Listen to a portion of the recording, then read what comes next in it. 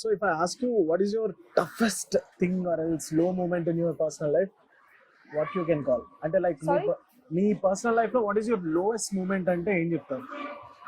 Lowest moment.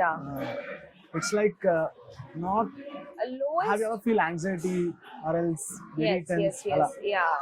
అంటే I have my lowest moments. అంటే see, my lowest moments, like I have anxiety, like I have fear of death.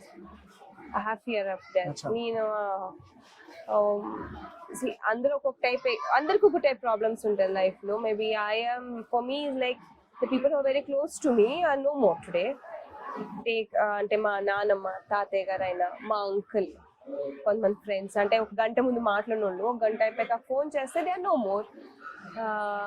Night phone చేసి okay all good, రేపు పొద్దున్న discharge అయిపోతాను అన్నవాళ్ళు morning call వస్తుంది that they are no more.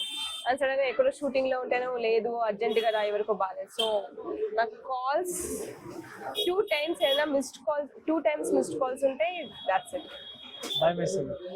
Full భయం వస్తుంది. I will get పిచ్చెక్కిచ్చేస్తాను అందరికి ఏమైనా.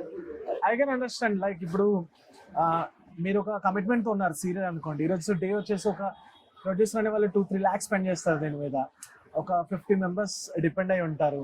You can't escape from that. But ఒక సిచ్యువేషన్ అటువైపు కూడా మీ ప్రెసెన్స్ అవసరం ఉంటుంది. ఐ థింక్ మీరు చెప్పిన సిచ్యువేషన్ బట్టి నాకు అదే అర్థమైంది. లేదు, ఇప్పుడు వరకు నాకు వచ్చిన ఎలా అయిందంటే షూర్ అంతా ఇదిగా రాలేదు. అంటే ఇప్పుడు తమిళ్లో సినిమా చేస్తున్నప్పుడు నాకు వచ్చింది అనమాట. మా నాన్నమ్మ గారు చెప్పట్లేదు చనిపోయారని, but yeah that is the thing. So అప్పుడు ఏమైండేది, నాకు షూటింగ్ అయిపోయింది.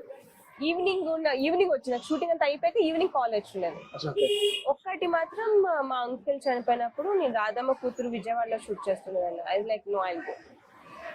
బట్ అప్పటికి ఫ్లైట్స్ ఉండే కాదు అప్పటికి, but I wanted to go. For me any day personal life that is first preference.